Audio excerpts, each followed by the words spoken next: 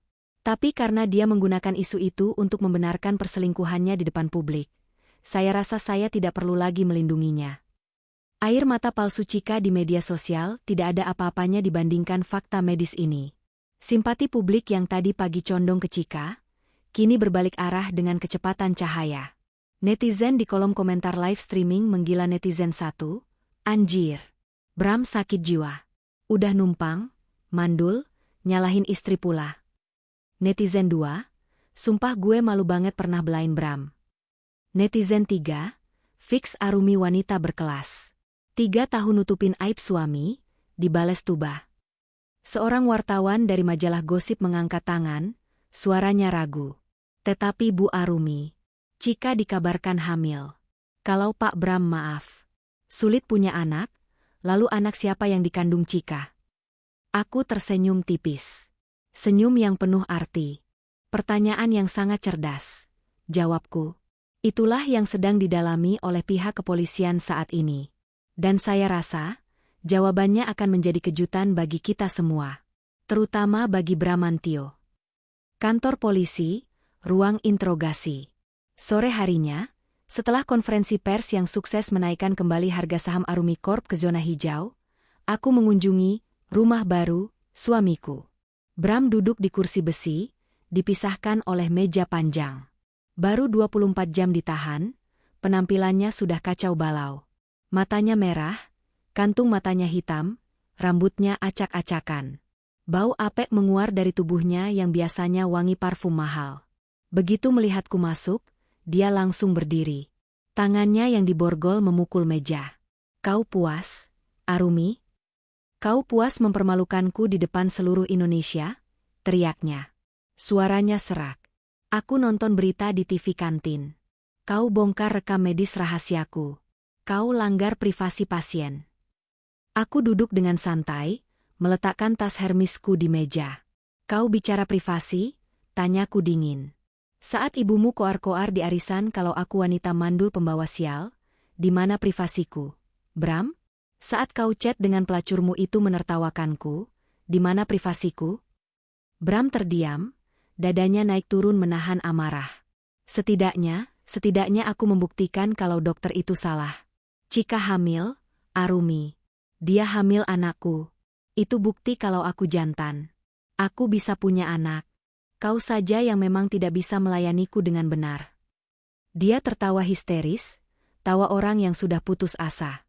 Kau tidak bisa ambil anak itu. Itu darah dagingku. Pengacaraku akan mengajukan penangguhan penahanan dengan alasan kemanusiaan karena istri mudaku hamil. Aku menatapnya dengan rasa kasihan. Benar-benar kasihan. Dia begitu menyedihkan, berpegang pada satu-satunya harapan semu yang dia miliki. Bram. Aku menggelengkan kepala. Aku mengeluarkan sebuah dokumen baru dari tasku. Polisi baru saja membawa Chika ke RS Polri untuk pemeriksaan USG resmi. Untuk memvalidasi klaim kehamilannya sebagai syarat penangguhan penahanan. Pasti hasilnya positif kan? Hahaha. Bram menyeringai. Ya, positif. Dia hamil, kataku. Nah, dengar itu. Aku ayah. Usia kandungannya 12 minggu. Bram, potongku cepat. Tawa Bram terhenti mendadak. Seperti kaset rusak. Apa? 12 minggu. 3 bulan, ulangku perlahan, menekankan setiap suku kata. Bram, coba kau ingat-ingat. Kapan pertama kali kau bertemu Chika? Kapan kau mulai tidur dengannya? Wajah Bram memucat. Matanya bergerak liar, menghitung mundur di kepalanya. Aku ketemu dia 2 bulan lalu pas pameran kita baru, main, seminggu setelah kenalan. Gumamnya, suaranya mulai bergetar. Tepat sekali. 8 minggu yang lalu, sambungku kejam. Secara matematika, kecuali kau bisa memanipulasi waktu, janin itu sudah ada di perutnya 1 bulan sebelum dia mengenalmu. Bram merosot kembali ke kursinya. Tidak mungkin. Chika bilang aku yang pertama, dia berdarah waktu itu. Darah buatan, Bram. Atau mungkin dia lagi datang bulan. Entahlah, aku mengangkat bahu jijik. Yang jelas, Chika itu pemain. Timku sudah menyelidiki. Dia punya pacar, mahasiswa satu kampusnya, namanya Rio. Anak motor yang sering minta uang. Kemungkinan besar, itu anak Rio.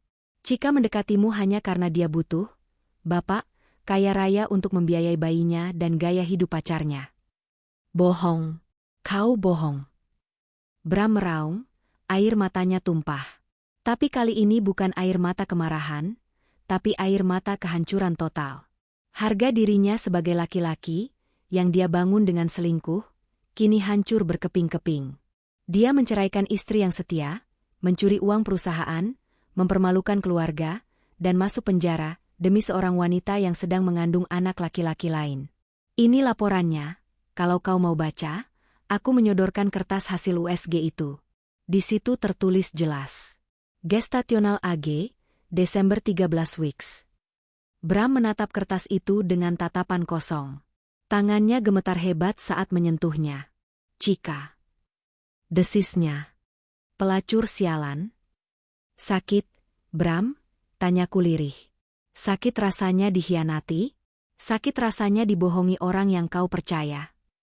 Bram mendongak, menatapku dengan mata basah. Arumi, tolong aku, keluarkan aku dari sini. Aku salah, aku bodoh, aku akan ceraikan dia, aku akan usir dia. Dia mencoba meraih tanganku, tapi aku menariknya menjauh. Sudah terlambat, Bram. Gugatan ceraiku sudah masuk pengadilan. Dan soal kasus ini, tidak ada kata damai. Nikmatilah waktu istirahatmu di sini. Kau punya banyak waktu untuk merenungi kebodohanmu. Aku berdiri, merapikan bajuku. Oh ya, satu lagi. Ibumu dan bapakmu sekarang tinggal di kontrakan petak di pinggir kali. Tadi Ibu Ratna meneleponku, minta uang makan. Aku bilang, minta saja sama Chika, calon mantu idaman yang subur itu. Aku berbalik dan berjalan menuju pintu besi itu. Arumi, jangan tinggalkan aku. Arumi. Teriakan Bram menggema di lorong penjara, terdengar seperti lolongan hewan yang sekarat. Aku tidak menoleh lagi. Pintu besi berat itu tertutup di belakangku dengan suara klang yang memuaskan. Luar kantor polisi. Aku masuk ke dalam mobil. Prasetyo sudah menunggu. Bagaimana, Bu? Dia hancur, Pras. Mentalnya sudah kena, jawabku sambil memandang langit sore yang mulai berwarna jingga. Sekarang tinggal satu target lagi. Chika? Ya. Gadis itu harus tahu bahwa bermain api dengan Arumi Salsabila berarti siap terbakar habis. Dia pikir dia bisa lolos dengan alasan hamil? Justru karena dia hamil, dia harus bertanggung jawab atas perbuatannya. Ponselku bergetar. Notifikasi dari Pak Darmo. Pak Darmo, Bu, keluarga Chika dan pacar aslinya, Rio, sedang bertengkar hebat di depan kos-kosan Chika. Sepertinya Rio tidak terima Chika ditahan dan uang setoran dari Bram berhenti. Mau kita panaskan? Aku tersenyum. Arahkan mobil ke kosan Chika, Pak Asep. Kita nonton drama babak kedua. Ternyata, menghancurkan mereka satu persatu memberikan kepuasan tersendiri. Namun, aku harus waspada. Chika yang sedang terpojok bisa melakukan hal nekat. Mobilku berhenti di depan sebuah gang sempit di kawasan Jakarta Selatan. Ini adalah tempat kos Cika. Berbeda dengan hotel mewah tempat dia berpesta tadi pagi, tempat ini kumuh, lembab, dan berisik. Dari dalam mobil, aku melihat keributan yang sudah diprediksi Pak Darmo. Seorang pemuda berjaket kulit usang, rambut gondrong dicat merah, sedang berteriak-teriak di depan pagar kos. Itu Rio. Di sebelahnya, Cika menangis sambil memegangi perutnya. Sementara orang tua Cika, Pak Yanto dan Bu Yati, tampak bingung dan ketakutan di sudut. Mana janji lu, Cika? Katanya hari ini cair 50 juta. Motor gue mau ditarik leasing nih, bentak Rio sambil menendang pagar. Sabar dong, Rio. Kan Mas Bram ditangkap polisi. Rekeningnya diblokir. Cika merengek, berusaha meraih tangan Rio, tapi ditepis kasar. Bodoh amat. Lu bilang pacar tua lu itu tajir melintir. Mana? Malah gue denger dia mandul. Terus anak di perut lu ini anak siapa kalau bukan anak gue? Hah? Deh. Pak Yanto dan Bu Yati terlonjak kaget. Apa? Anak Rio? Bukan anak Pak Bram? Jerit Bu Yati. Saat itulah aku memutuskan untuk turun panggung. Selamat sore, sapaku lantang.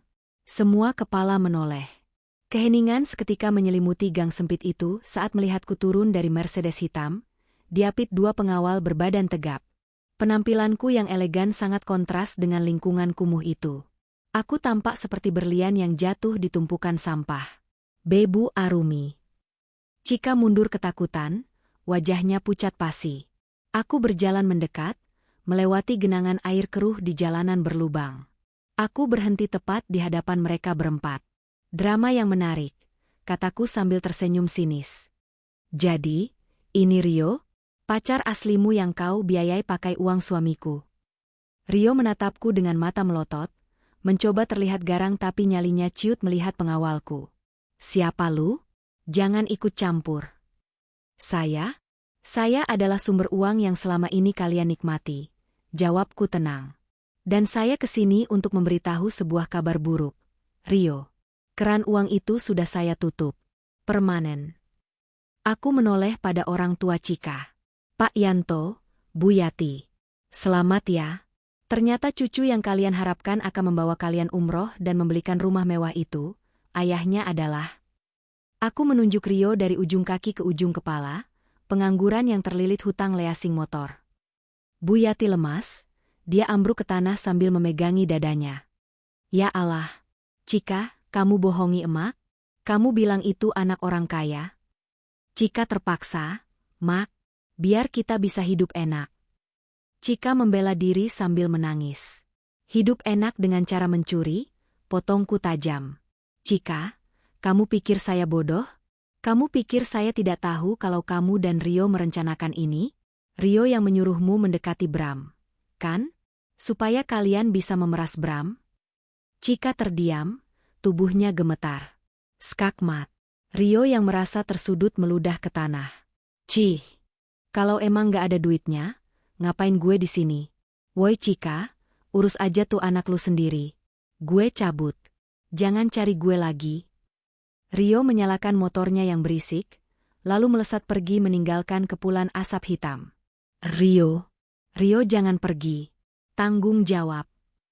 Cika berteriak histeris, mencoba mengejar, tapi dia tersandung dan jatuh terduduk di aspal kotor. Tidak ada pangeran berkuda putih. Tidak ada CEO kaya raya. Tidak ada pacar yang setia. Cika sendirian, hamil, dan hancur. Dia menatapku dengan mata basah, penuh keputusasaan. Bu Arumi, tolong saya hamil. Bu, kasihani bayi ini. Aku menatap perut datarnya. Ada rasa iba sedikit di hatiku untuk janin tak berdosa itu, tapi tidak untuk ibunya. Bayi itu tidak berdosa, Cika.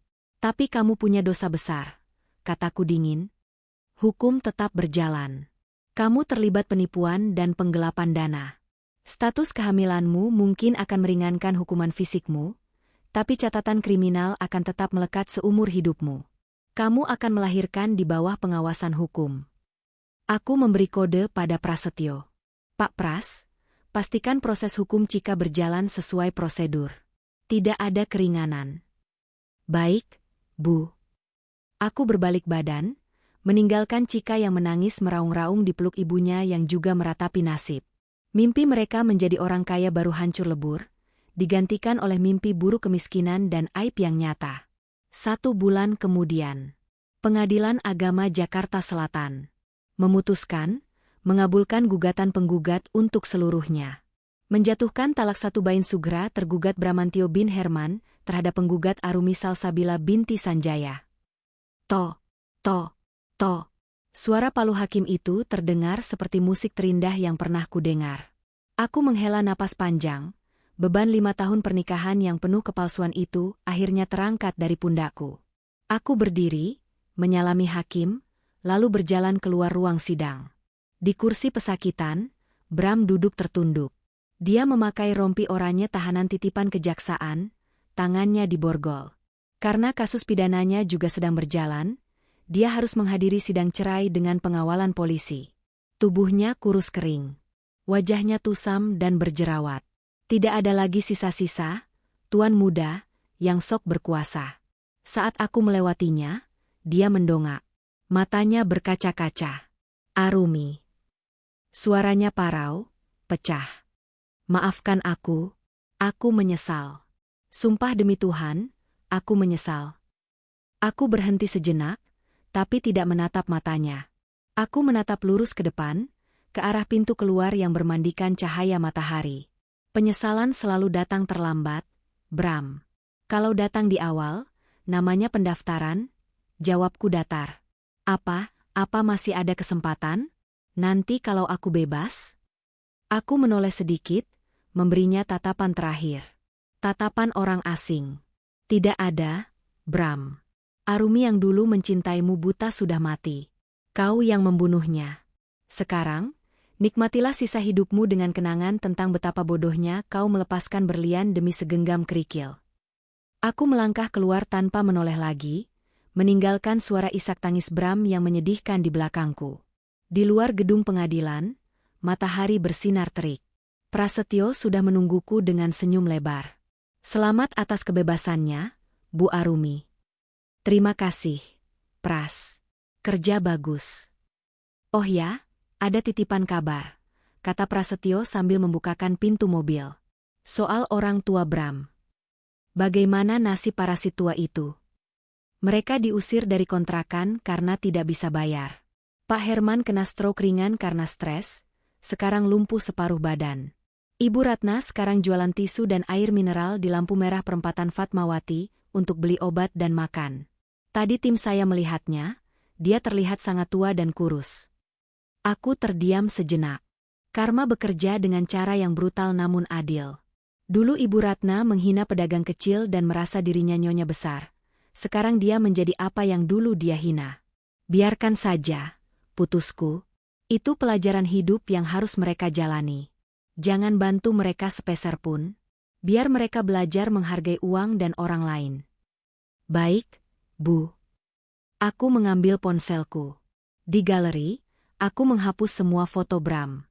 Foto pernikahan, foto liburan, foto wisuda, semuanya. Delete all. Empty trash. Lalu aku membuka email. Profit perusahaan naik 15% sejak aku memegang kendali penuh dan memecat Bram. Aku, Arumi Salsabila. Bukan istri direktur. Bukan menantu durhaka. Bukan wanita mandul. Aku adalah pemilik hidupku sendiri. Aku menutup mataku sejenak, menarik napas dalam-dalam, lalu berbisik pada diriku sendiri. Selamat datang kembali, Arumi.